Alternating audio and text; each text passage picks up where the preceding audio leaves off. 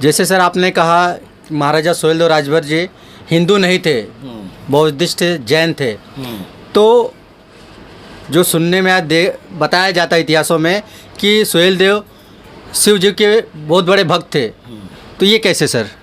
बहुत अच्छा प्रश्न है आपका है। देखिए एक चीज़ बताऊं कि सिंधु घाटी की सभ्यता से कोई जूनी सभ्यता नहीं है, कम से कम भारतवर्ष में। वैसे मिस्र की सबसे जूनी मानी जाती है, पुरानी मानी जाती है, लेकिन सिंधु घाटी की सभ्यता सबसे पुरानी भारतवर्ष की है। उसमें शिवलिंग मिले हैं, शंकर जी की मूर्तियाँ मिली हैं।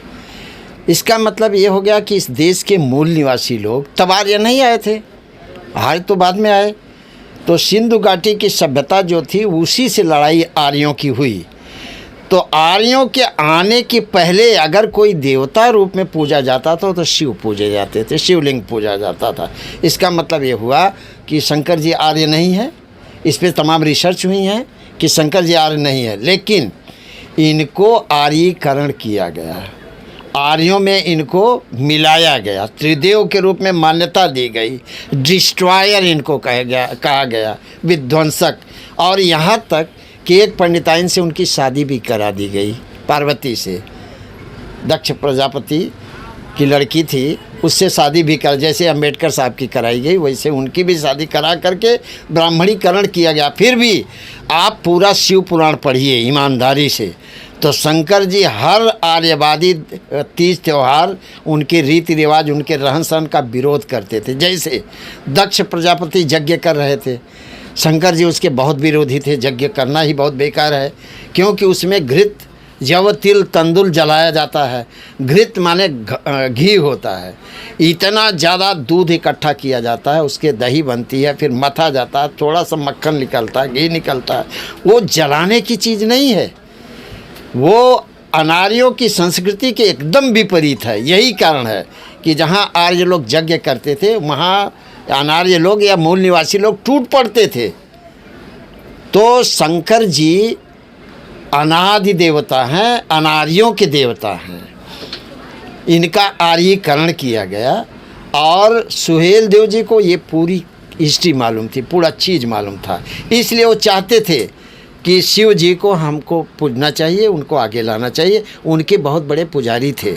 और जैसे भारशिव काल में 150 से लेकर 350 तक 200 वर्षों का इतिहास जो है वो मान करके शंकर जी को आगे लाया। अंशभार सन्निवेशित शिवलिंगोद्भानस्य, शैव मत और वैष्णव का हर वक्त झगड़ा होता रहा। तो हम लोग शैव लोग हैं और शैव मूल निवासी हैं, ब्राह्मणवाद से उनका कोई मतलब नहीं। लेकिन बाद में धीरे धीरे मिलाते मिलाते, अब तो ये अंबेडकर के विषय में भी ऐसा कहने लगे हैं, तो ये मिलाते मिलाते शंकर जी को इसमें मिला लिया। इसलिए लगता है हमको कि शंकर जी को मिला लिया तो ये हिंदू हो सकते हैं। ये चीज़ को अच्छी तरह से समझना होगा। शंकर जी आदि देव हैं, ये ब्राह्मणीकरण में नहीं आते। यज्ञ क्या उन्होंने विरोध किया कि यज्ञ नहीं होना चाहिए। पार्वती को न्योता गया, शंकर जी को कहें तुम जाओ, मैं नहीं जा सकता। पार्वती जीत करके चली गई, वहाँ झगड़ा हुआ, उसको कूद गई। उसी में क्या क्या हुआ आप जानते हैं। शंकर जी त्रिशूल उठाए, त्रिशूल, और जितने देवी देवता थे सबको मार के लगे भगाने। उस समय कोई टीका नहीं उनके सामने। ये एक तो अनैतिक काम करते, मेरी औरत का अपमान किया आप लोगों ने। तो आप देखेंगे शंकर जी जहाँ जहाँ हैं उनकी बातों का विरोध करते थे। उनकी शादी में शादी जो किया वो दूसरी रीत से चाहते थे, लेकिन तब वो मंत्र पढ़े ने चलिए ने और हंसे शंकर जी अलिए बिच्छी उच्छी लग गया अल्लाह यार बार छोड़ दे कुल इनके बिलने लगे चिल्लाए। वो कहानी पढ़िए, वो सब पढ़िए। उसका विरोध करते थे कि नहीं मेरा आर्यीकरण नहीं होगा। और बाद में उनके जाने के बाद सारी चीज़ आर्यीकरण होने लगा। इसलिए लगता है हमको कि शंकर जी हिंदू हैं। इसलिए ये कभी भी किसी को नहीं होना चाहिए। आज भी शिवाला कहाँ बनता है? शिवाला अक्सर भरौटी में बनता है। और हमारे वो भारशिव काल में आप देखेंगे बहुत बड़े बड़े शिवाला बने थे। भरहुत उसी समय बना था। और बनारस में या नचना का मैंने अपनी किताब में दिया, नचना का देखिए मंदिर कितना बढ़िया मंदिर है पत्थर का। उसमें एशिया में सबसे अच्छा स्ट्रक्चर बनाया है वो। तो हम तो शिव के पुजारी है ही हैं, आज भी हैं। इसका मतलब ये नहीं कि हम हिंदू हो गए। हिंदू होते तो हम जनेऊ पहनते, और शंकर जी कभी जनेऊ नहीं पहने। अगर कहीं पहना भी दिया है तो वो गलती है। जनेऊ तो इनको भी पहना दिया है, सुहेलदेव जी को भी, तो कहीं कहीं गलतियाँ होती हैं। हम जनेऊ पहने होते तो हिंदू होते, काय का हिंदू है हम भाई, बताओ हमको ना। हिंदू का मतलब क्या होता है? और जिस समय सुहेलदेव जी की लड़ाई हुई थी उसमें हिंदू शब्द तो था भी नहीं। कैसे आप कह सकते हो हिंदू हैं? उसमें हिंदू शब्द था नहीं। हिंदू तो ये बाद में मुसलमान आए, ये लोग हिंदू को सिंधु बोलते थे, वैसे सिंधु से हिंदू बोलते थे, हिंदू हो गया। लेकिन भारतवर्ष का नाम हिंदुस्तान जो लोग बोलते हैं वो असंवैधानिक शब्द है। हिंदुस्तान कभी नहीं बोलना चाहिए। इसका शुद्ध नाम है आर्टिकल 1 में इंडिया दैट इज़ भारत। और एक केस भी ठोका गया है इस पर कि India that is Bharat, India हटा करके केवल भारत लिखा जाए। पहले आर्टिकल पर ही इन लोगों ने विरोध किया और संविधान तो ख़त्म करना चाहते हैं। तो इसलिए हमको सुहेलदेव जी को आगे लाना है और अपने इतिहास को जानना है, सच्चाई से सबको अवगत कराना है।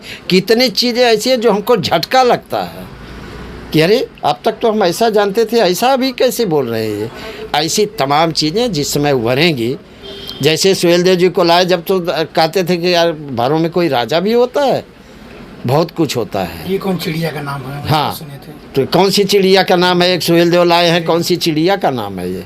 इस तरह के लेकिन मुझे मालूम है कि समाज जो अंधकार में है और हमको प्रकाश में इनको लाना है, इसलिए सुहेलदेव जी को खोजा गया, इतिहास को आगे लाया गया। अभी और भी बहुत कुछ लिखना, बहुत कुछ खोजना, बहुत कुछ बाकी है। तो एक किताब मैंने लिखी है, भर राजभर समाज का धर्म आधारित इतिहास।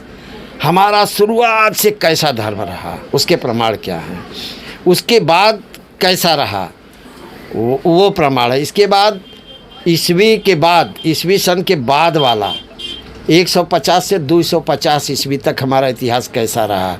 इसके बाद जितने 36 राजा जगह जगह पे हमारे हुए, इन राजाओं का इतिहास क्या रहा है, इनका धर्म क्या रहा है, इनके किले क्या बोलते हैं, खुदाई में क्या मिला है, क्या खुदा में कहीं ब्रह्मा और विष्णु की भी मूर्ति मिली है, या दुर्गा या लक्ष्मी की भी मूर्ति मिली है, कि वहाँ अक्सर शिवाला के अवशेष और शिव जी के शिवलिंग और शंकर जी के वो मूर्तियाँ मिली हैं।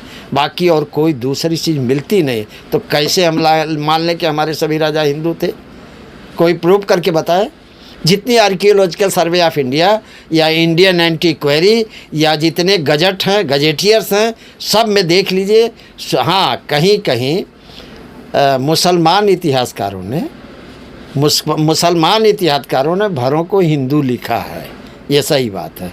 अब दूसरा कुछ मिलता नहीं था तो सभी भारतीयों को हिंदू ही लिखते थे वो, तो सभी को लिखते थे, तो हमको भी हिंदू लिखा है, ये सही बात है। लेकिन हमारे रीति रिवाज, अब ये बताइए कि डीह जो है शुद्ध रूप से भरों के सबसे बड़े देवता है। और मुझे तो खुशी इस बात की है कि भरों के अलावा भी बहुत से लोग डीह पूजते हैं। डीह और बसंत पंचमी और नाग पंचमी, ये 3 हमारे बड़े त्यौहार हैं। बाकी और हमारे त्यौहार बिल्कुल नहीं है। तो सुहेलदेव जी की जयंती अभी तक तो भरोटिये मनाई जा रही है, लेकिन अब देश मनाएगा।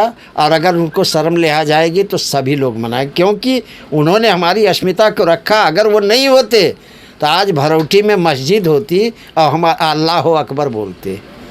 ऐसा नहीं रहते हम, सारे लोग कन्वर्ट हो गए तो मुसलमान हो गए होते। तो ये कम चीज़ है। उन्होंने कितनी बड़ी सुरक्षा किया है। हमारी औरतें बुर्का पहनती थी, पूरा उसी रीति रिवाज में चले जाते हैं हम। तो ये बहुत बड़ी बात है। और सुहेलदेव जी को आगे आना, उनके इतिहास को सभी को स्मरण करना, उससे बड़ी प्रेरणा मिलेगी हमको।